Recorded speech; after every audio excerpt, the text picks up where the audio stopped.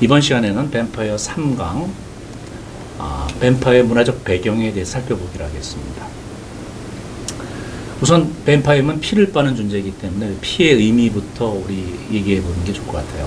뱀파이어는 피를 빠는 존재이기 때문에 피의 의미는 뱀파이어의 속성과 본질을 이해하는 아주 중요한 요소가 되겠죠. 그래서 피의 의미를 고대 그리스나 유대교회 또는 기독교에서 피해가 어떤 의미를 갖는지 살펴보고, 또 하나는 사후세계에 대한 믿음. 뱀파이어는 근본적으로 죽었다 살아 돌아온 시신이죠. 그래서 사후세계와 뱀파이어는 믿음은 직접 연결이 되어 있죠. 역시 사후세계에 대한 믿음을 고대 그리스나 셈족, 기독교 세계관에서 살펴보기로 하겠습니다. 우선 고대 그리스부터 알아보기로 하죠. 고대 그리스에서 피는 죽은 자한테 힘을 준다라고 생각을 했습니다. 심지어는 죽은 자는 피를 마셔야 말을 할 수 있다고 생각을 했습니다. 예를 들어서 오디세우스 있죠? 우리 호모가 쓴 오디세우스 보면 오디세우스가 저승에 어떤 사람을 만나러 갑니다. 타이레시아스라는 예언자를 만나러 가요. 그런데 충고를 듣기 위해서 가는데, 저승에 갔을 때 어떻게 하냐면은 우선 구덩이를 파고 거기다 피를 붓습니다. 그리고 타이레시아스한테 피를 마시게 해요. 타이레시아스가 힘을 낸 다음에 예언을 해주게 됩니다. 그래서 피라는 것은 어떤 힘을 주는 하나의 원천이다 라고 볼 수 있죠. 왼쪽 사진 그림이 바로 타이레시아스와 오디세우스의 그림이죠. 자, 그럼 피의 의미가 유대교에서는 어떤 것인가? 물론 피는 생명의 상징이에요. 힘을 주는. 마찬가지인데, 유대교에서는 피는 생명의 상징이면서 동시에 사탄의 유혹에 넘어간 하나의 증거가 된다.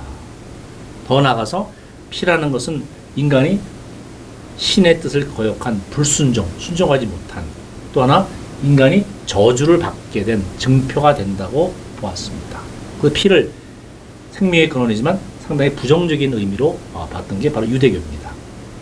그렇다면 사탄의 유혹과 인간의 피가 무슨 관계가 있을까요? 결국은 피라는 것이 사탄의 유혹에 넘어간 증표라고 그랬는데, 그때 피가 어떤 면이 바로 사탄의 유혹과 불순종의 표시가 될까요? 사탄이 이제 유혹한 이가 이브잖아요, 여성. 그렇죠? 그렇기 때문에 저는 이게 여성의 어떤 menstrual blood, 생리혈 같은 거를 나타낼 수 있지 않나. 피라는 게? 피라는 게, 네. 또 그런 식으로 생각이 들기도 하고, 기독교에서는요, 이제 구약에서는 하나님께 계속 동물의 피를 바쳐서 죄를 이제 그렇죠. 씻어주는 의미를 이제 담았고, 신약에서는 예수님께서 이제 단번에 십자가에 달려 돌아가신 것 때문에 예수님의 피로 저희 죄가 다 없어진다, 이런 의미가 있어서, 저는 피와 그런 피로 우리가 씻긴다 이러니까 죄와 피의 연관성이 그런 데서 혹시 나오나, 이런 생각도 해봤습니다. 사실 조영지 박사가 어떤 생리의 피라고 했는데, 그거는 맞아요. 근데 이제 생리의 피와 사탄의 유혹에 넘어간 게 무슨 관계가 있을까? 그게 중요한 거죠. 사실은 아담과 이브가 비록 뱀의 유혹에 의해서, 그죠? 선악과 또 지식의 나무 열매를 먹고 에덴 동산을 쫓아나죠, 그죠? 그 다음에 어떤 저주가 내립니까? 레이버를 줍니다, 신이. 네. 남성한테는 레이버를 주고 여성한테도 레이버를 줘요. 근데 그 뜻이 틀리죠. 남성한테 레이버는 노동이에요. 앞으로 너는 노동하지 않고는 먹고 살지 못한다. 남성이 짊어지면 노동이야. 먹고 살기 위해서 노동해야 된다. 여성한테도 레이버를 줍니다. 레이버는 산고의 고통이에요. 레이버 또 다른 뜻이죠. 너는 출산의 고통을 느낄 것이다. 너는 임신을 하고 애를 낳을 것이라는 뜻이죠. 그게 바로 저주예요. 어떻게 보면 우리가 저주 안 받았으면 안 태어났겠죠? 그렇죠? 그렇죠. 역설적으로 에덴 동산에서 이브가 안 쫓겨나서 우리 아마 후손이 없었을 거예요. 그러니까 우리 다시 고마워해야 돼.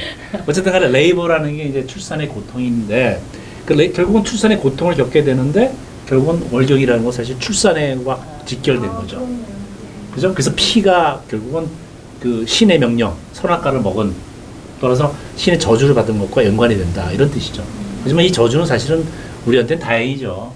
그렇죠? 그래서 이게 저주인지 아닌지 모르겠지만은 자 그런 의미에서 어떤 월경과는 분명한 관계가 있지만은 어떻게 보면 그것이 바로 신의 뜻에 어긋난 그렇죠? 불순종의 표식이다라고 볼 수가 있는 거죠. 기독교에서도 잠깐 마찬가지 아까 조금 그 유술기 그 시간 얘기했지만은 구약 성서의 레이기 보면은 피는 생명이라는 말이 나오죠, 그죠? 그래서 생명이기 때문에 피를 먹는 행위를 금지했다. 성경에 나온 구절을 잠깐 읽어보죠. 모든 생명은 그 피가 생명과 일체라. 그래서 그러나 내가 이스라엘 자손에게 이르기를 너희는 어느 육체의 피든지 먹지 말라 하였나니 모든 육체의 생명은 그 피인즉 무릇 피를 먹는 자는 끊쳐지리라. 즉 피를 먹는 걸 금하고 벌을 내리겠다라는 얘기 되죠. 신약 성서에도 얘기했지만 피는 어떻게 보면 구원의 상징이죠. 예수의 피, 예수가 인간을 위해서 드린 피가 우리를 구원해 준다라는 얘기죠. 그래서 최후의 만찬 때 그러죠. 그 포도주 보이던 나의 피다. 그렇죠? 그 얘기가 그런 겁니다. 그래서 피라는 게 신성하고 거룩한 것이다. 구원의 피다라는 의미도 갖고 있죠. 그래서 어떻게 보면 피가 생명의 그 근원이고 사람을 살리는 구원이라는 뜻에서 중세 시대의 의사들은 몇몇 의사들은 순결한 처녀의 피가 병을 고칠 수 있다 생각을 했대요. 그래서 처녀를 많이 납치했대요. 참 보면 병을 고치해서 못된 짓을 했던 아마 극소수가 됐겠지만은 그래서 피에 대한 생각이 그런 것들이 있고 맛이 나요? 그렇죠. 마시죠. 피 마시는 얘기가 그 과거에 있었고 19세기 소설에도 그런 얘기가 나와요. 잡힌 여성은 죽었겠네요. 죽었을 확률이 많았겠죠. 네. 상당히 그렇죠. 그다음에 우리 사후세계에 대한 믿음. 뱀파이어는 근본적으로 죽었다 돌아온 자죠, 그죠? 따라서 사후세계에 대한 믿음이 있어야 돼요. 막 죽었으면 끝이다 그러면 사실 뱀파이어라는 신화가 존재하지 않았겠죠, 그죠? 죽어도 그 다음 세계가 있을 것이다. 라는 그 믿음이 바로 뱀파이어 신화의 근간이 된다. 또 하나, 죽은 사람이 산 사람한테 영향을 끼칠 수 있다. 죽은 사람은 다시 살아있는 사람한테 못 온다면 상관없는데 산 사람의 세계에 돌아와서 우리한테 어떤 피해를 끼치는 거. 그게 뱀파이어 스토리죠. 우리가 보면 조상에 대해서 제사 지내는 거 있죠. 밀레나 오스트리아에서는 제사를 지내나요? 안 지내죠. 한국에서는 이렇게 조상 아버지나 뭐 조상한테 돌아가신 날짜에 음식을 차려놓고 기도도 하고 절도 하는 게 있어 제사가 있는데 그러면서 조상한테 잘 살게 해달라 기원을 하기도 해요. 어떻게 보면 죽은 자들이 세상을 떠난 자들이 산 사람한테 어떤 좋은 일을 끼칠 수도 있고 나쁜 일을 끼칠 수 있다 라는 생각을 갖고 있는 거죠. 제사라는 자체가 어떻게 보면 죽은 사람이 일단 저승에 갔으면 우리가 끝이 아니라 우리가 연결될 수 있다. 그런 믿음을 반영하고 있죠. 네. 그런 믿음은 몸이 죽어도 영혼이 계속 살아있다는 믿음인데 혹시 뱀파이어도 그러면 죽고 돌아오잖아요. 그러면 영혼이 계속 살아있어서 돌아오는 건가요? 뱀파이어 영혼이 있죠. 왜냐면은 뱀파이어라는 거 어떻게 말하면 사람이 죽으면은 그 영혼이 그 육체에서 떠나야 되는데 안 떠난 게 뱀파이어니까 있는 셈이죠. 근데 몸은 사실 죽어있고. 근데 몸은 죽어 있죠. 움직이는 거지만. 그렇죠. 네. 그러니까 그 묘한 건데 약간 거기도 이제 뱀파이어 신화가 좀 틀린 거. 어떤 뱀파이어는 심장이 뛰어요. 뛰면 안 되지. 그렇죠. 근데 어떤 뱀파이어는 심장이 안 뛰어. 근데 사실은 뛰면 안 돼요. 죽은 사람이기 때문에. 그 숨도 쉬면 안 돼. 죽은 자이기 때문에. 근데 모순되는 점이 많은데 일반적으로 뱀파이어 심장이 안 뛰어요. 숨도 쉬면 안 돼. 죽은 자이기 때문에. 근데 모순되는 게 뭐냐면 그 드라큘라라는 소설을 보면은 드라큘라 뱀파이어죠. 그 숨을 안 쉰다고 나와요. 근데 그 드라큘라 입냄새가 심하다고 나와. 숨을 안 쉬는데 어떻게 입냄새가 나? 모순이죠, 그죠? 어쨌든 간에 일반적으로 뱀파이어는 심장이 뛰지 않고 숨도 안 쉬지 않는다.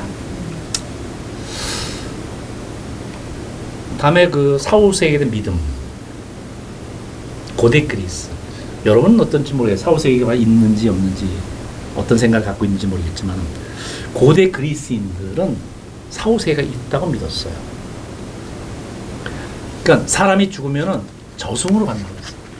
우리가 그 고대 그리스 로마 신화 보면은 저승의 신이 있죠. 하데스, 또는 디스라고 하기도 하는데 지어낸 얘기가 아니라 실제로 저승이 있다고 본 거예요. 그래서 저승이 있다고 생각했고 저승 갈 때는 어떻게 가냐면은 여기 명부란 말 있죠. 고대 그리스인들은 어두운 명부라는 건 저승을 말하는 거예요. 있다고 생각하고 그 명부에 가기 위해서는 명부의 그 저승에 가기 위해서는 강물을 건너요. 강을 건너는데 그 강의 이름이 스틱스라는 강이에요. 그럼 뱃사공이 있죠. 뱃사공한테 뱃삭을 주고 배를 타고 저승으로 들어가요. 근데 저승에 갈 때 보면 레테라는 레테 망각의 강이에요. 오블리비언. 이 강물을 마시면은 전생의 기억을 다 잊어버린다고 했어요. 실제로. 전생을 잊어버려야죠, 우리가. 다 기억하면 괴롭잖아. 근데 그 레테 강물을 마실 수밖에 없는 게 너무나 목이 탄대. 목이 타서 할 수 없이 많이 먹는데요. 근데 이런 얘기가 플라톤도 그런 얘기를 했어요. 그게 철학자. 근데 여러분, 철학자인데 어떻게 그 사람이 그럴까? 실제로 믿었어요, 플라톤도. 그래서 보면은, 그 다음에 다시 환생을 해. 다시 태어나. 불교 같죠? 근데 어떤 사람 전생의 기억을 좀 하는 사람이 있대. 레테의 강물을 조금 마셔가지고. 말 되는 거야. 그렇게 생각을 했어요. 그래서, 플라톤이 기억이 났던 거 아니에요? 그래서, 그래. 전생의 기억을 많이 하는 사람은 똑똑하고 이런 거 아니에요. 어쨌든 이제 그렇게 생각을 했고, 고대 그리스인들이. 그리고, 죽은 사람들이 이제 그 다음에 어떻게 되냐면 처음엔 저승에 갔는데 그 후에는 죽은 사람들에서 이승으로 돌아왔다는 거야. 원래 안 돌아와야 되는데 돌아오면서 살아있는 사람을 괴롭히기 시작했다라는 믿음이 이제 싹 튼 거죠. 이것들이 뱀파이어의 믿음과 연결될 수 있겠죠.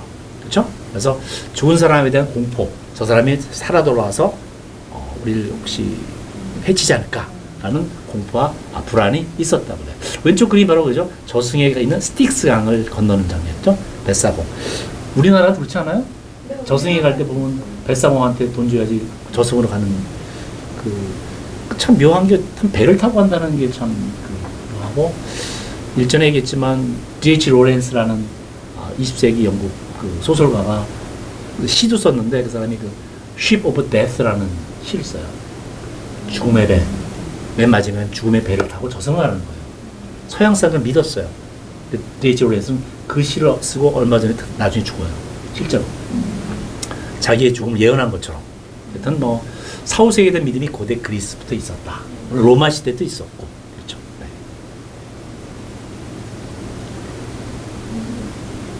그러면 사후 믿었던 그리스 철학자 대표적인 인물 있나요? 플라톤도 얘기했지만은 많은 사람이 믿었습니다. 아리스토텔레스. 근데 이제 한 번 더 얘기하면 우리가 피타고라스라는 사람을 생각해 보세요. 피타고라스. 수학자잖아요. 수학자죠. 이 피타고라스 정리라는 거 있죠? 네. 이 사람은 피타고라스는 수학자, 만물은 숫자로 이루어졌다고 했어요. 근데 만물은 숫자로 이루어졌다고 하면서도 피타고라스는 저희 종교를 갖고 있었어요. 그러니까 피타고라스를 추종하는 종교가 있어요. 그들이 믿는 게 뭐냐면 윤회와 환생이에요. 그러니까 이 사람 수학자인데 사실 철학자이기도 하고 종교가이기도 하고 종교는 윤회, 사람이 죽으면 다시 태어난대요. 전생도 있고. 그래서 더 재밌는 것은 사람은 동물로도 태어날 수 있다고 했어요. 플라톤도 똑같은 말을 합니다. 동물로도 태어날 수 있어. 따라서 동물을 먹으면 안 되죠. 그 동물도 그 전에 사람일 수도 있으니까. 그런 점에서 불교하고 너무나 유사하다. 네, 너무 똑같은 그렇죠? 거. 전생도 있고 윤회도 있고. 그래서 이제 육식을 금지했다는 거예요. 그리고 동물을 제물로 바치는 걸 금지해요. 동물도 사람이었을 수 있으니까. 그리고 내가 그 동물이 될 수도 있으니까. 되게 신기한 것 같아요. 수학자가 이런 생각을. 그렇죠? 수학자가 현실도 비슷하고. 어떻게 보면은 서양과 그 동양이 어떻게 이런 비슷한 생각을 했을까? 그래서 이제 서양 영화도 그런 거 많이 나옵니다. 전생의 기억을 이렇게 지우는 거 가끔 보면 그 영화 기억 안 나는데 어떤 사람이 전생의 기억이 나가지고 보니까 자기가 지금 연애하는 그 여자가 전생에 자기 딸이었어. 그래가지고 그래서 그런 황당한 그 스토리가 있었는데 나중에 천사가 와서 주사를 놔서 기억을 지워버리는 영화가 있었어요. 그래서 전생에 대한 얘기들이 동양적인 것만은 아니다. 네. 따라서 뱀파이어 얘기도 사실은 어떻게 보면 전생에 대한 얘기가 연결되잖아요. 그래서 뱀파이어 전설도 꼭 그 유럽에서 오히려 나온 건데, 그래서 동양과 그 사후세계에 대한 생각은 다르지 않다라는 걸 우리가 알 수 있어. 샘족. 샘족은 어디가 샘족입니까? 노아 아니에요? 그쵸. 노아의 큰아들. 노아의 방주할 때 그 노아 있죠? 노아의 홍수. 그때 큰아들 이미 셈이에요. 셈의 그 후손들을 셈족이라고 하죠. 오늘날 아시리아인, 바빌로니아인, 뭐 페니키아인, 아라비아인, 셈족이라고 하죠. 셈족들도 저승을 믿었습니다. 용어가 틀렸지만 쉐올이라고 믿었어요. 근데 쉐올은 히브리어로 유태인도 여기에 속합니다. 저승이란 뜻이에요. 그래서 죽은 자들이 거주하는 지역을 쉐올이라고 부릅니다. 왼쪽 보면 이제 그 쉐올로 이동하는 장면이 나오죠. 그렇죠? 그림을 누가 그렸는데 쉐올로 이동 나오는데 정말 쉐올로 간 사람들, 죽은 자들은 다시 돌아와서 산자를 괴롭히진 않아요. 컨택트를 하지 않아. 근데 이제 가끔 보면 이제 그 사울왕 그 성경에 보면 그 나오죠. 사울왕에게 어떤 예언을 알려주기 위해서 엔돌의 마녀가 사울왕의 그 스승 사무엘의 영혼을 저승에서 불러내요. 좀 알려달라고. 그래서 가끔 특별한 경우, 뭘 알려줘야 될 필요성이 있을 때 저승에 돌아오는 경우도 있다. 그래서 이 그 사후세계에 대한 믿음도 셈족에도 있었다. 고대 그리스, 로마도 물론이고. 기독교에서도 물론 사후세계 있죠. 죽으면 저기 뭐야 천국 가든지 뭐 지옥 가든지. 근데 연옥을 내가 썼는데 뭐 사실 기독교도 카톨릭도 있고 개신교도 있잖아요, 그죠? 근데 카톨릭에서 연옥이란 개념 있죠? 천국도 아니고 지옥도 아닌 그 중간 단계. 그래서 사후 세계에 대한 믿음이 분명히 있어요, 그죠? 그래서 죽는 게 끝이 아니다. 그 다음 세계가 있다. 사실 그 다음 세계가 없다 그러면 종교가 성립 안 할 수도 있어요. 근데 그 다음 세계가 두려우니까 그 종교를 믿을 수 있죠. 이 끝이다 그러면 종교를 굳이 안 믿을 수도 있겠지. 죽어서 그 다음에 어떻게 갈 것인가가 이제 사람들한테 종교를 믿게 하는 하나의 어떤 그 근원이 될 수도 있다. 왼쪽 그림이 저기 미켈란젤로가 그린 그 최후의 심판 그림이죠. 이건 시스틴 성당이죠. 바티칸, 로마의 바티칸 거기에 그 시스틴 채플에 있는 천장 벽화죠. 그죠? 예수가 가운데 딱 있고 죽은 자들, 그들 다 심판하는 것들. 그림이 있어. 기독교도 이제 그 사후 세계에 대한 눈이 분명을 보여주는 그런 종교이기도 하죠. 자, 우리 뱀파이어 이제 본격적인 얘기를 한번 해볼 수 있을 것 같아요. 뱀파이어가 되는 사람. 그럼 누가 뱀파이어가 되는가? 뱀파이어는 타고난 건가? 아니, 후천적으로 되는 것인가? 자, 그게 있죠. 사실은 처음부터 뱀파이어가 될 운명인 사람이 있어요. 내가 결정하는 게 아니야. 좀 억울하기도 하겠지. 애초부터 뱀파이어가 될 수밖에 없는 사람도 있고, 어떤 사람은 살면서 어떤 잘못을 했거나 뭘 했기 때문에 뱀파이어가 되는 사람이 있어요. 이 두 부류를 한번 나누어 봤습니다. 우선 태어나자마자 뱀파이어가 되는 사람, 아니 뱀파이어가 될 운명에 처해 있는 사람. 내가 우선 A라고 카테고리 몇 개 적어봤습니다. 태어날 때 몸에 붉은 반점이 있는 사람, 또는 손발톱에 검은 점이 있는 아이, 태어나는 순간, 또는 태어날 때 이빨이 있는 아이, 그 털이 많은 아이, 양막을 뒤집어 쓰고 나온 아이, 양막이라는 게 그 태반을 감싸있는 그거죠. 빨간 머리가 태어난 아이, 왜 그런지 참 푸른색 눈을 가진 아이, 양 눈썹이 서로 붙은 아이가 태어나자마자 이 사람 나중에 자라서 죽게 되면은 뱀파이어가 될 운명이 된 거예요. 그 다음에 어떻게 바른 생활을 하든 상관없이 무조건 뱀파이어가 될 것이다. 자, 이런 공통점을 몇 개 얘기했는데 질문 하나 한번 던져보죠. 이들의 공통점을 통해서 태어나자마자 뱀파이어가 되는 사람은 어떤 사람인지 한번 유추해 볼 수 있을까요? 뭐 일단 지금 여기 나와 있는 특징들이, 그러니까 일반적으로 우리가 아이가 태어나면 이런 모습이어야 해라고 간주하는 그런 어떤 정상적인 그런 카테고리가 있잖아요. 일단 뭐 우리도 그냥 일반적으로 생각할 때 아이가 태어나면 당연히 이도 없을 것 같고, 그렇죠. 머리카락이랑 이런 것도 많이 나면 안 될 것 같은데, 그렇죠. 뭐 그런 게 나면 좀 이상하죠. 그리고 뭐 이렇게 반점이나 검은 점 뭐 이런 것도 어떻게 보면 깨끗한 상태로 아이가 태어나야 될 것 같은데, 그런 게 있으면 뭐 오염됐거나 아니면 악마가 너는 앞으로 이렇게 될 운명이야 고 이렇게 점치는 것처럼, 그러니까 뭔가 어떤 정상이라고 여겼던 어떤 카테고리를 벗어난 아이들이 이제 이렇게 되지 않나, 이게 믿어지지 않았나 싶어요. 그렇죠. 이게 일반적으로 생각하는 정상적인 애는 아니죠. 물론 이것이 비정상이라는 건 아닌데 네. 일반적으로 애가 어떻게 태어나서 이빨이 있어? 뭐 반점 왜 있어? 그 이상하다. 이건 계속해서 정상적인 애가 아니라서 정상적이지 않다고 판단되는 사람은 나중에 뱀파이어가 된다라고 믿었던 거예요. 조영재가 정확하게 짚어줬던 것 같아요. 그리고 빨간 머리도 불길했던 모양이야, 그죠? 그 빨간 머리 애니라는 것도 있는데 사실은 빨간 머리 별로 안 좋게 생각했던 모양이야. 그래서 어쨌든 간에 이 사람들 믿음이니까. 네. 양 눈썹이 닿는 아이는 왜 뱀파이어가 되느냐? 네. 예전에 그 소설에서도 나오잖아요. 그 브람 스토커 그 드라큘라 있는데 그 드라큘라 외모를 묘사할 때 보면 되게 인상적이던 게 털이 좀 이렇게 많이 난다는 것도 있고 눈썹이 이렇게 그렇죠. 붙어 있대요. 그러니까는 딱 그때 읽었을 때 약간 늑대를 이미지를 연상시키는 묘사였던 것 같아요. 그러니까 눈썹이 이렇게 붙어 있다는 거는 좀 털이 많고 여기가 어떤 늑대 야수 뭐 이런 이미지. 맞습니다. 정확히 말해 그 드라큘라도 이렇게 나오는데 손바닥에도 털이 났다고 그래. 드라큘라가 동물적이야.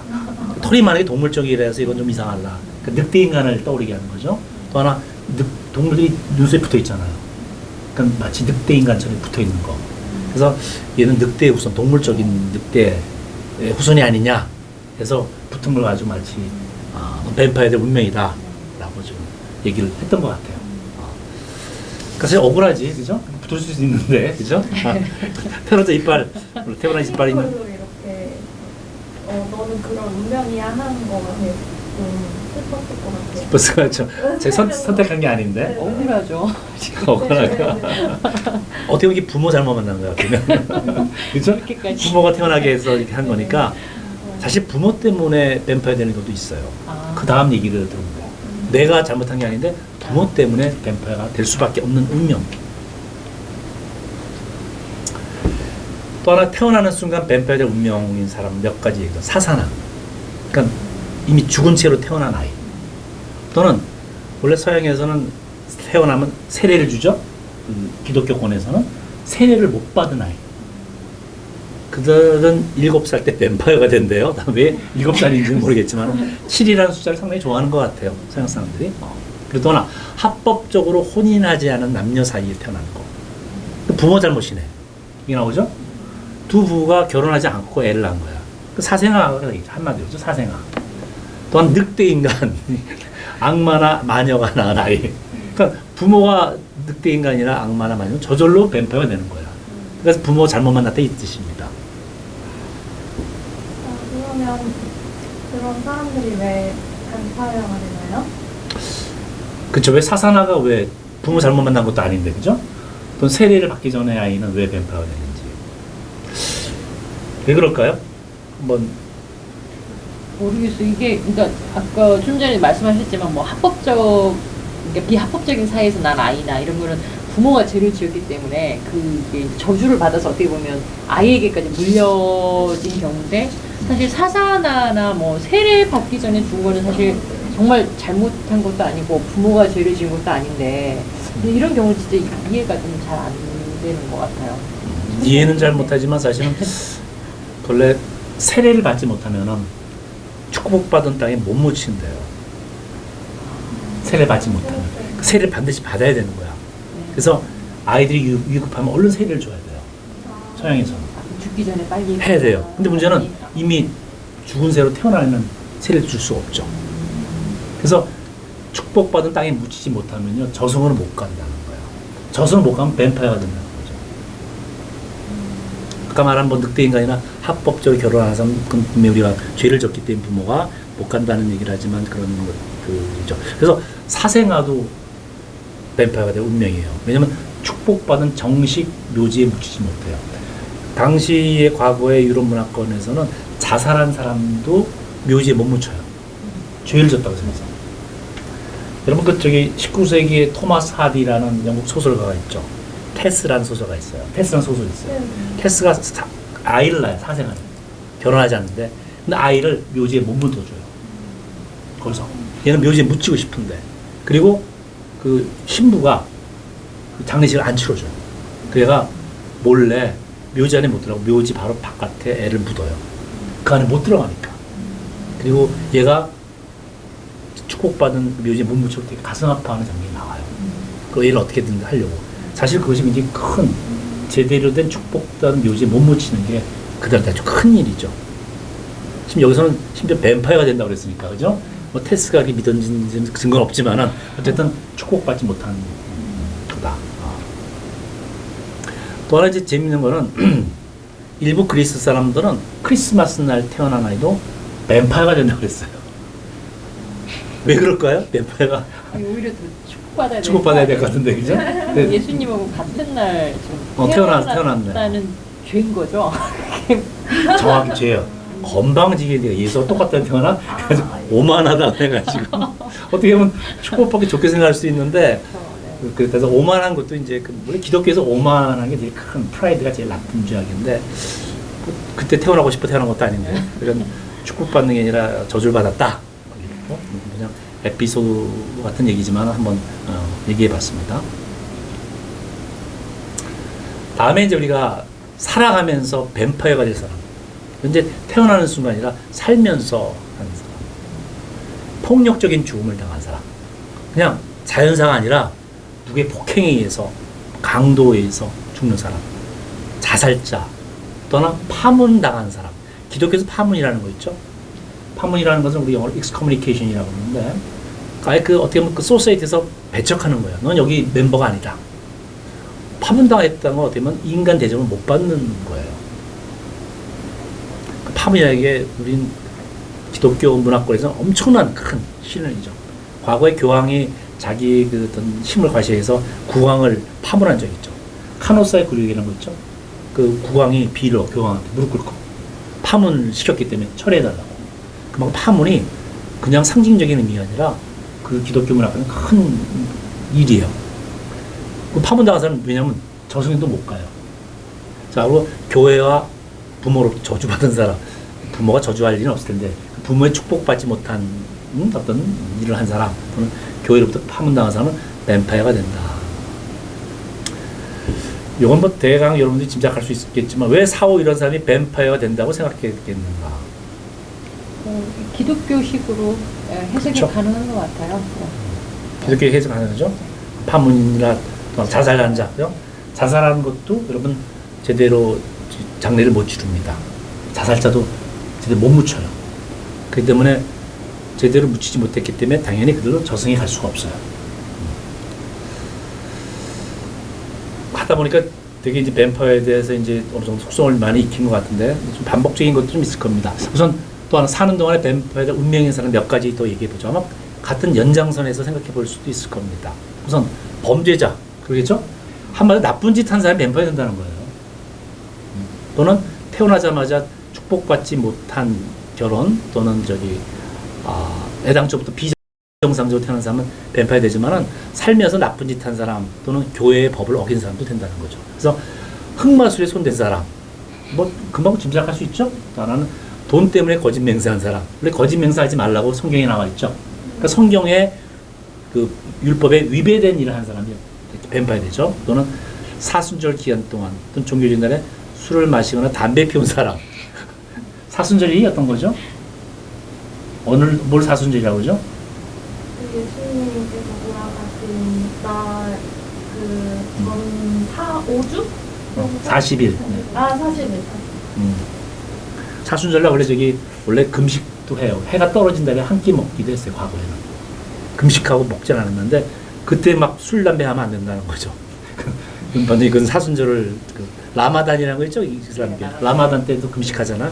해가 떨어진 다음에 하는데, 그때 먹은 건 율법에 어긋나는 거죠. 그러니까 종교적인 율법을 어기는 사람들. 왜냐면 이 뱀파이어 신화라는 게 기독교 문명에 생긴 거기 때문에. 문화에서. 일요일이라는 사람. 또는 말도 안 되는 건데 할머니야 무슨 성관계를 가진 사람 하여튼 뭐 말도 안 되는 거죠. 당연히 되겠지, 그죠? 나쁜 짓을 많이 했으니까 있을 수도 없는 일이겠지만. 그다음에 재미있는 게 장례 행렬 동안에 고양이나 다른 동물들이 관 위에 뛰어오르거나 까치가 관 위를 날아갈 경우에 죽은 사람, 그 관에 들어있는 사람 뱀파이어가 된다라고 믿었어요. 자, 관 위로 동물들이 오르면 왜 뱀파이어가 된다고 생각했을까요? 되게 보기 드문 광경이에요. 그렇죠. 뭐 장례행렬에. 근데 고양이도 원래는 아까 그 전 시간에 말씀하셨나 그 고양이도 원래 이불한 그런 뭐 스피릿의 상징이고. 그렇죠.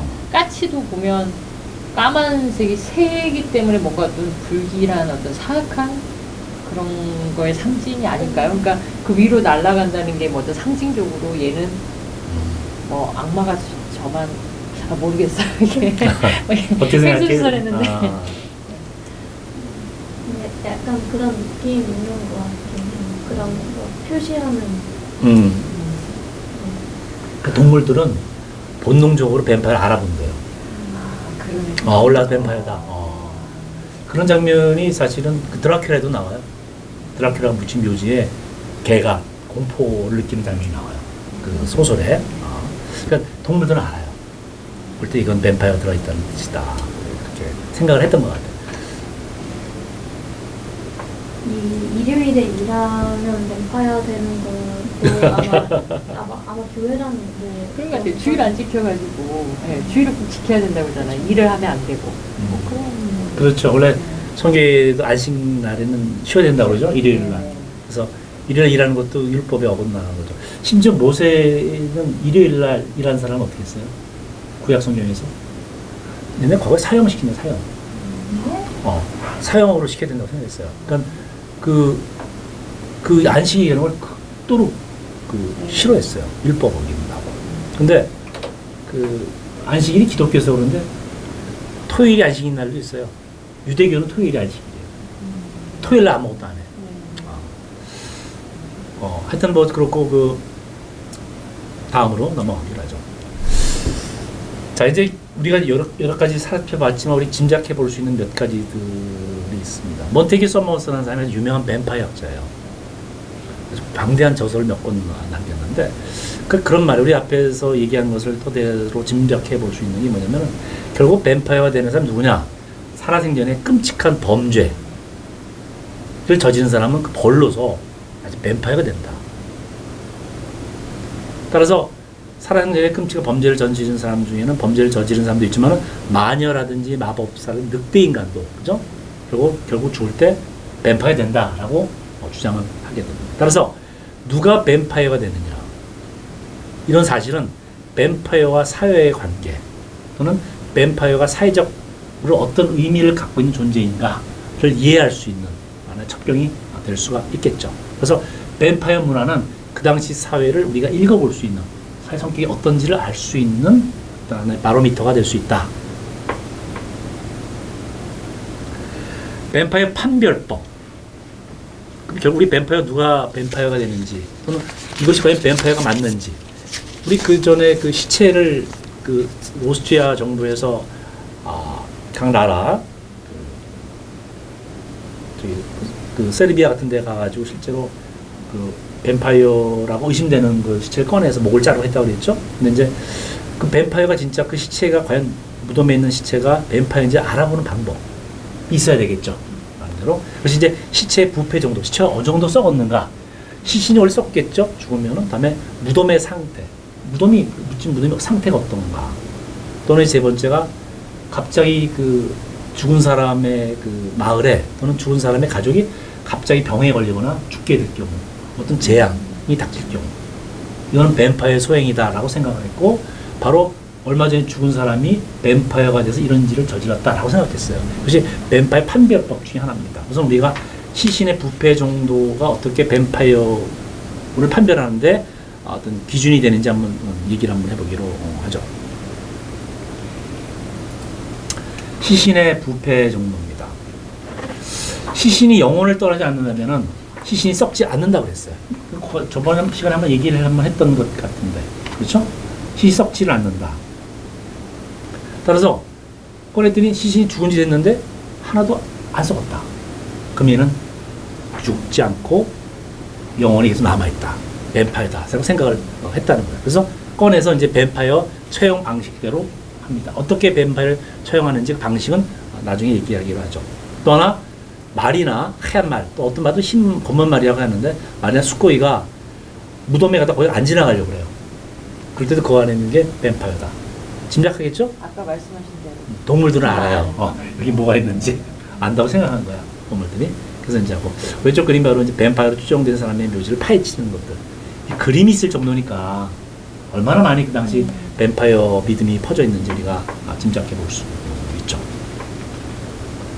무덤의 상태가 나옵니다.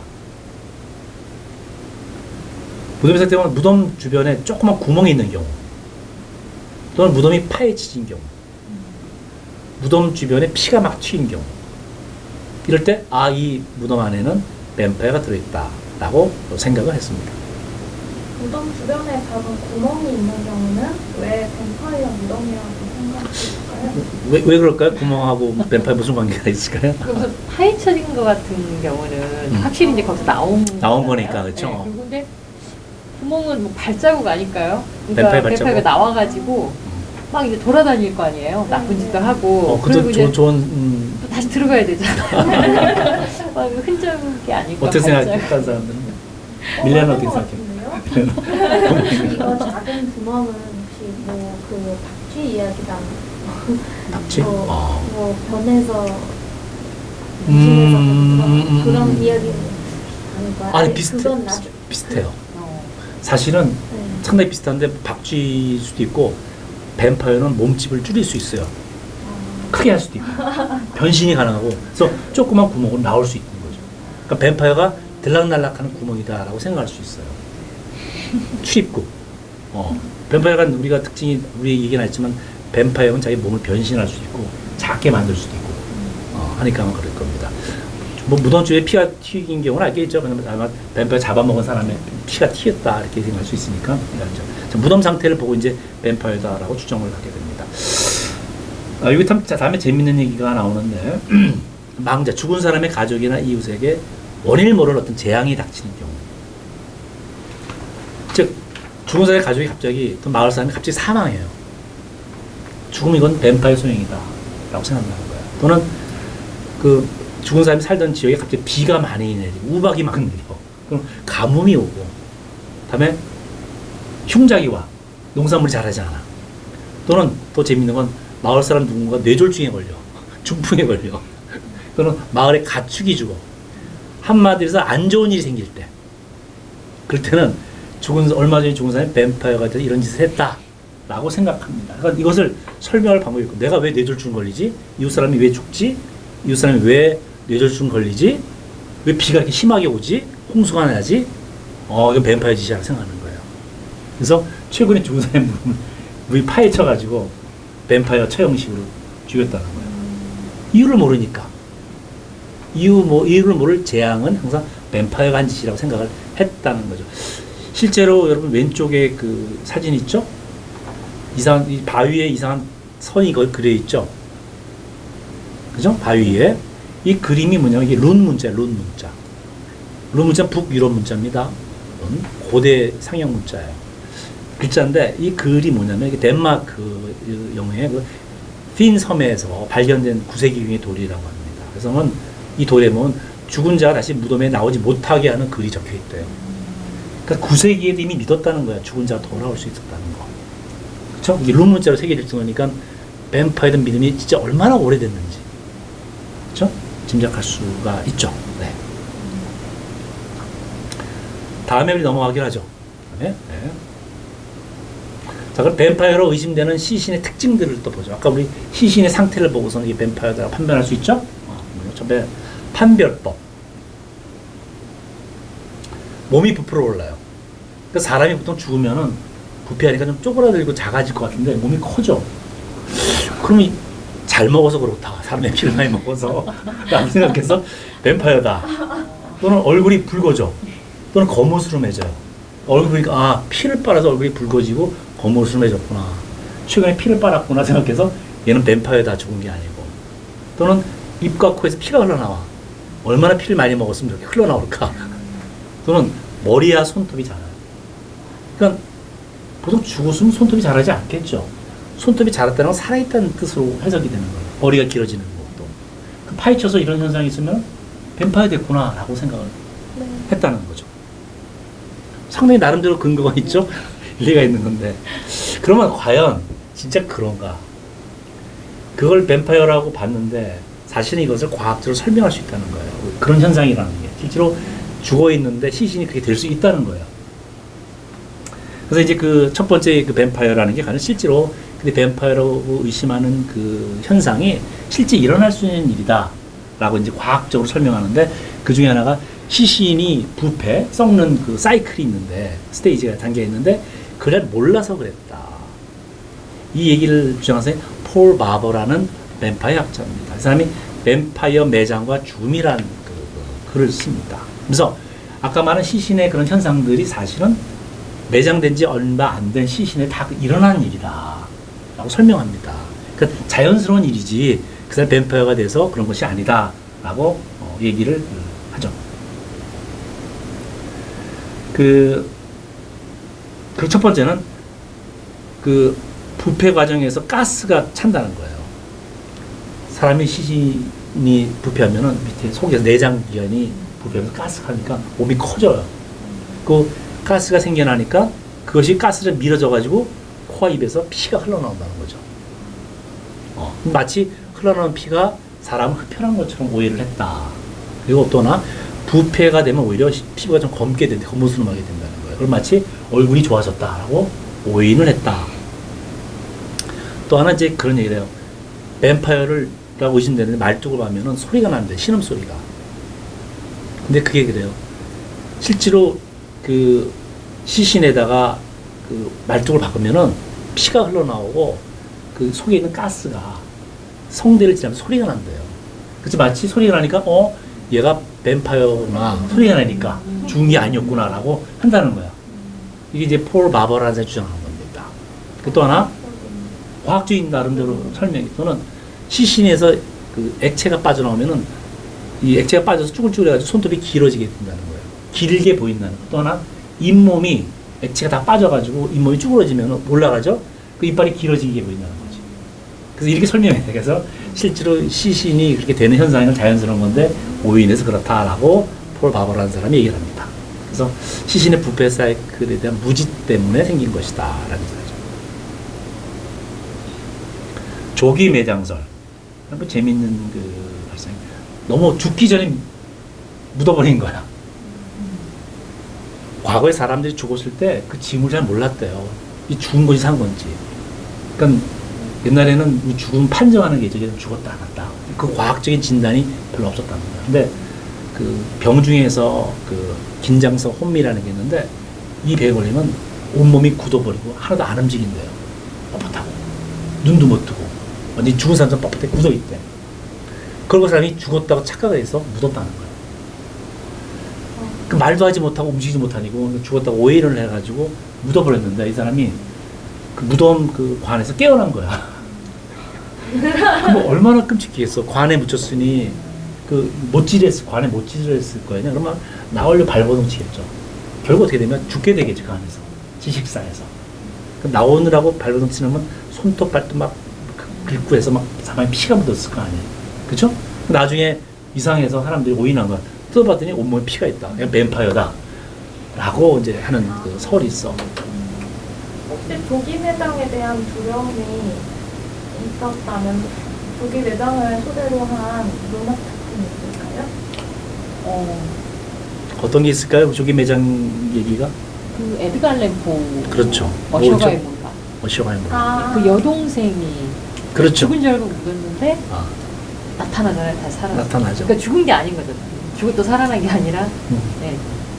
정확히 말하면 어셔가의 몰락이라는 경우에는 그 쌍둥이 그 남매가 나옵니다. 근데 누이가 사실 죽은 게 아니라 긴장성 혼미해요.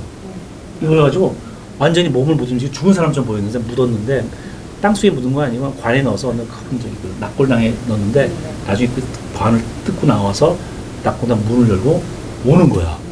근데 결국 이게 바로 그 조기 매장을 내세우는데 더욱 재밌는 건 에드가 알란 포가 프리머처 버리어라는 그 데스라는 그 소설도 써요. 실제로 쓰게 됩니다. 주인공이 자기가 조기 매장 당할까 걱정을 해. 그래서 누구도 조기 매장 당해 막 신뢰를 들고 상상력이 실제로 들어요. 제목이 그거 조기 매장인데 나중에 알고 보니까 얘가 잠을 자다가 그래서 얘가 안전관을 만들어요. 그럴 경우 탈출로를 만들어. 관을 만들어 미리. 네. 내가 만약에 묻혔으면 이 관을 통해서 어떻게 열고 할 때로 관을 딱 제작을 해놓고 하는데 이제 그 실제로 얘가 관에 있던 걸 발견해. 오해를 한 거야. 배를 타고 가는데 밑에 있는 지하 밑에 아래층 선실로 옮겼는데 얘는 밑에 있는 걸 보고 자기가 묻혔다고 생각한 거야. 오해로 이제 해프닝으로 끝나는 건데 조기 매장에 대한 두려움이 얼마나 많았는지 그리고 그것이 19세기에 많았는지 우리가 짐작할 수가 있어요. 그래서 사실은 이런 조기 매장을 많이 했던 게 옛날에 과거에 저겁니다. 전염병이 많이 번졌을 때 그랬어요. 사람들이 전염병 많이 번지면 빨리 묻죠. 네. 왜냐면 번지니까. 그러니까 조기 매장이 특히 심했던 것이 저기 막 번지니까 빨리빨리 묻어야겠다 해서 묻었는데 사실 죽은 게 아니었어. 그래서 조기 매장과 전염병이 번졌을 때의 상황이 맞물렸던 거죠. 19세기에 굉장히 조기 매장이 많았고 그 두려움이 커졌다. 과거에. 오죽하면 에드가 알란 포가 19세기 시인이잖아요. 소설가잖아요. 그때 그 얘기를 했죠. 문학에도 많이 나와요. 이게 조기 매장에 대한 근데 공포가 좀 어느 정도 이해가 돼요.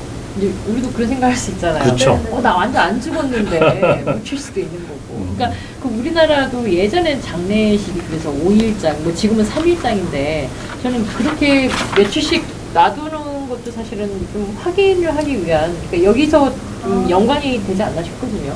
그렇죠. 그 오스트리아는 어떤 며칠 동안 하나요, 연말에? 글쎄요, 잘 모르겠어요. 네, 아. 네, 근데 바로는 안 해요, 장례식. 안 하죠. 네. 보통 인사하잖아요. 그죠? 네. 죽은 사람한테 같이 이렇게 그렇게 조문을 하고, 하고 하죠. 네. 근데 5일장도 그래, 그런 말도 있어요. 그러면 나 실제로 그런 사람 내가 아는 사람 있어요. 들은 사람 죽은 줄 알고 이렇게 아래목에 놔뒀대. 근데 며칠 뒤에 깨어났다는 사람. 내가 아는 사람의 가족이 과거에. 근데 그런 사람 2명을 내가 봤는데 그냥 죽은 줄 알고 했다는 거야. 근데 아마 3일장, 5일장도 3일이 지나야지, 또 5일이 지나야지 제대로 관에 넣고 하는 게 혹시나 하는 그런 것 때문에 있을 수 있다. 그런 얘기도 있습니다. 네. 그래서 이제 재밌는 게 안전관이라는 게 생겨요. 조기 매장에 대비한 안전관. 왜냐면 자기가 안 죽었는데 남들이 묻을까 걱정스러웠던 거예요. 그래서 안전관을 만들었어요. 상류층들은. 돈이 있으니까. 여기 그림이 있죠? 이게 안토니 미르치라는 사람이 그린 그림인데 프리머추얼 데스입니다. 조기 죽음. 이 관에서 나오죠? 펄프고 나 살아있다. 나온 거예요. 그래서 이제 세이프티 커핑이라고 흔히 얘기를 하는데 이 사람들이 관에다가 어떻게 되냐면 최초의 기록으로 나온 조기 매장에 있는 사람이 페르디난드 공작이라는 사람이 합니다. 1790년에 안전관을 만들어요. 이 사람이 무덤 안에 창문을 만들어요. 왜냐면 이 관에 넣고 무덤이 낙골당에 들어가는데 창문을 만들어 놓고 왜냐면 빛이 들어오게. 그리고 또 하나 공기가 들어올 공기 튜브를 설치해요. 숨을 쉴 수 있도록. 그리고 관에다가 못질을 못하게 했어요. 못질을 못 나오잖아. 그래서 열쇠로 잠그게 했어. 그리고 열쇠를 자기 시신의 호주머니에 이렇게 했어. 자기가 열쇠로 따고 나오려고. 치밀하게 생각을 해뒀던 거죠. 얼마나 당시에 조기 매장 두려움이 있었는지 우리가 짐작할 수가 있죠. 조기 매장 우리 사진 그림도 하나 볼까요? 이 조기 매장의 유형을 보면은 이 또 하나 봤는데 죽은 자가 있고 관 속에 살아있는데 묻은 거야. 근데 줄이 있죠, 줄. 오른손에 줄이 매여 있죠. 저 위에가 종입니다, 종. 이 사람이 구조 요청하는 종을 연결한 거야. 왜냐면은 깼는데 갇혀 있어. 그러면 줄을 달아서 종을 울려. 그럼 밖에 사람이 살아있네 하고 꺼내준다는 거야. 그래서 이 전형적인 유형이 안전관에 종을 설치했다. 심지어 관에 창문을 설치해요. 관에. 밖에 있는 사람 보고 들어. 수시로 관리 보고 살아있나 보게 하려고. 그리고 이 관 속에 묻어서 낙골당했는데 낙골당 문을 설치해서 항상 수시로 들어가서 볼 수 있도록 했다. 실제 이런 것들이 있었다는 게 조기 매장에서 두려움이 얼마나 컸던지 단순한 그냥 얘기가 아니라 그렇죠? 삶을 지배했던 거죠. 조기 매장 관련된 표현이 Save by the Bell이라는 거 있어요. 벨에 살아났다. 왜냐면 벨을 울리면 살아나잖아. 그죠? 또 하나 Dead Ringer. 죽은 사람인데 종을 울려. 죽었다고 생각하는데 종을 울리잖아. 그죠? 그래서 꺼내주시죠. 이런 표현이 여기서 나오지 않았나라고 생각을 합니다. 시체도굴설. 죽은 것으로 오인해서 매장된 사람이 실제로 밖에 나왔대. 사람이 죽었는데 도굴꾼이 시체를 파요. 팠는데 딱 꺼냈더니 살아있어. 환해서. 그러면 이제 사람들이 도망갈 거 아니야, 도굴꾼이요. 시체 도굴꾼이. 그때 보고 아, 이 사람 뱀파이어라고 오인을 했다는 거예요. 근데 시체를 왜 도굴한 거예요? 그쵸. 왜 도굴을 했을까, 시체를 갖다가? 이거 옛날에 그러니까 뭐 그러니까 해부 지금은 뭐 해부를 이렇게 하잖아요. 근데 예전에는 이제 아마 그런 게 없으니까 아마 이 도굴꾼들이 아마 파서 이렇게 비싼 돈 주고 판 게 아닐까요? 병원이나 뭐 의사나 이런. 그쵸. 사람. 우리 과거에 있냐면 그 사람 신체를 해부할 필요가 있잖아요. 의학적으로. 근데 그러면 여러분 시신이 오래되면 안 돼요. 썩으면. 그러니까 묻히지 얼마 안 된 걸 해야지. 너무 썩으면 이게 해부가 안 되지. 그리고 또 하나 내장 조사하려면은 그래서 사람들이 무연고자 특히 그 주인 없는 거 있죠. 가족 없는 걸 파해서 물론 가족이 있는 걸 파헤치기도 했어요. 파가지고 팔았던 거야. 그 시체 도굴꾼은 항상 매장된 지 얼마 안 된 시신만 골라 팠겠죠. 근데 알고 보니 이 사람 안 죽었어. 제가 아까 말한 프리머추얼 데스처럼 죽기 전에 묻힌 거야. 그럴 경우에 이제 그렇게 되겠죠. 근데 이 시체 도굴이 되게 많았어요. 실제로 18세기도 많았고 19세기도 있었고 심지어 20세기도 있었다고 그래요. 왜냐면 의사들이 어떻게 시체 해부를 할 거야.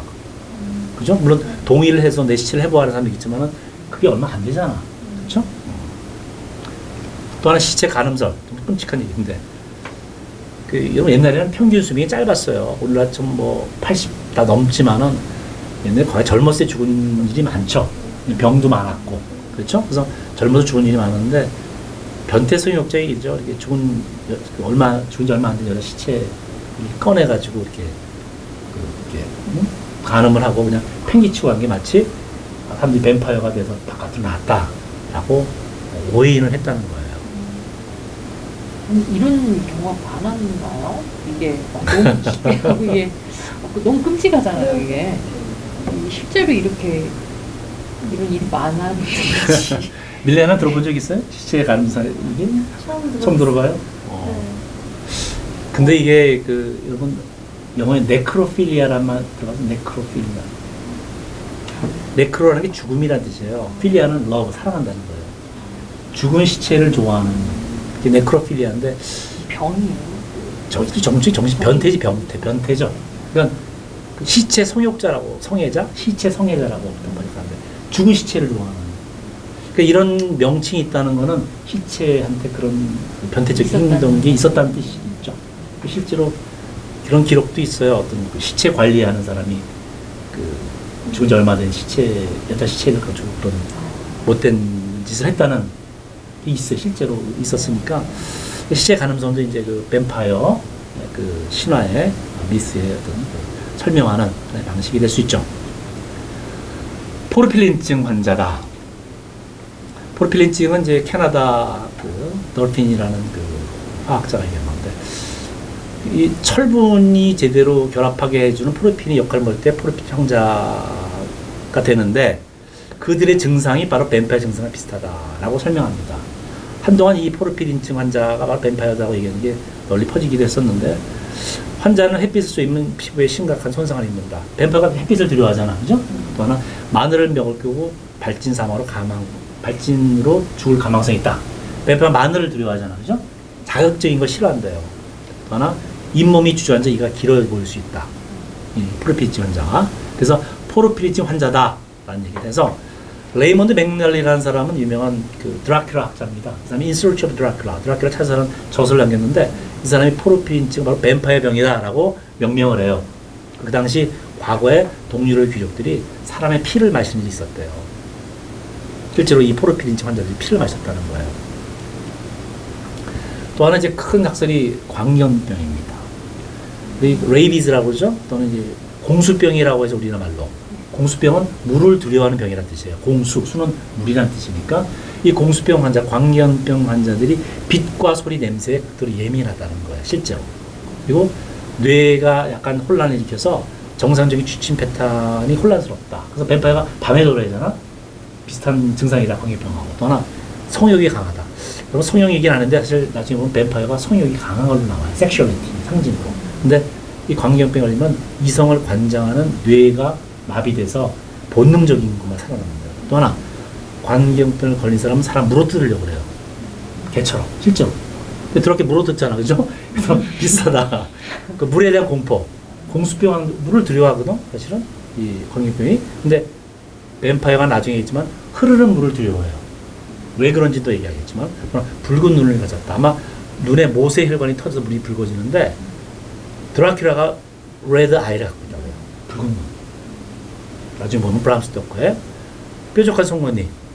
이것들이 전부 다 광견병의 증상인데 바로 뱀파이어 증상 똑같지 않느냐. 그래서 광견병을 부르는 이름이다 라고 주장을 바로 알론소 박사가 주장합니다.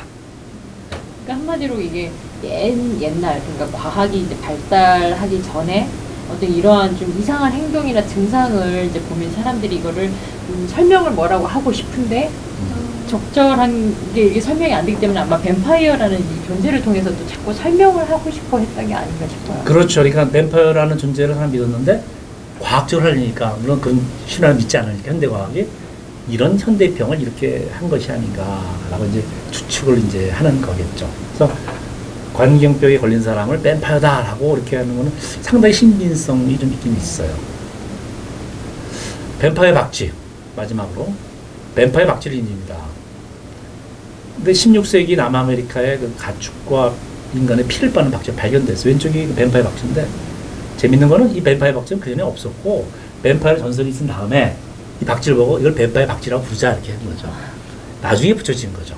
그러니까 1734년에 오이딕 저기 영국 사전에 옥스퍼드 잉글리시 디크셔너리에 보면 뱀파이어 박쥐 명칭이 처음으로 사용되었다. 그리고 이제 브람 스토커의 드라큘라라는 소설 보면은 퀸시 모리스라는 미국인이 등장합니다. 그가 그런 얘기예요. 뱀파이어 박쥐에서 자기 말이 죽은 피를 빨려 죽은 얘기를 합니다. 그럼 뱀파이어 박쥐 얘기가 이미 19세기에도 널리 퍼져 있었던 것이다. 그래서 근데 문제는 처음부터 뱀파이어 박쥐라는 붙인 게 아니라 단순히 그냥 박쥐를 보고선 뱀파이어라는 전설이 있으니까 피를 빠니까 뱀파이어 박쥐다라고 명명을 했다. 그렇게 보면 될 것 같아요. 이번 강좌는 이걸로 내가 마치고 쭉 뱀파이어가 걸린 실체가 뭔가 실제로 남들이 뱀파이어를 믿지만 실제로 그런 존재가 있는 것이 아니라 이러이러한 현상에 의해서 그 현상을 뱀파이어로 오해한 것이다 라는 이제 현대 과학적 입장에서 설명한 것을 살펴봤어요. 자, 그럼 다음 강좌에서는 뱀파이어가 어떤 속성을 갖고 있는가, 뱀파이어 속성을 우리가 좀 더 구체적으로 살펴봐야지 진짜 뱀파이어가 형성된 문화의 어떤 그 의미, 문화의 어떤 그 성격을 우리가 파악할 수 있을 것 같아요. 자, 이번 강좌는 이것으로 마치기로 하죠.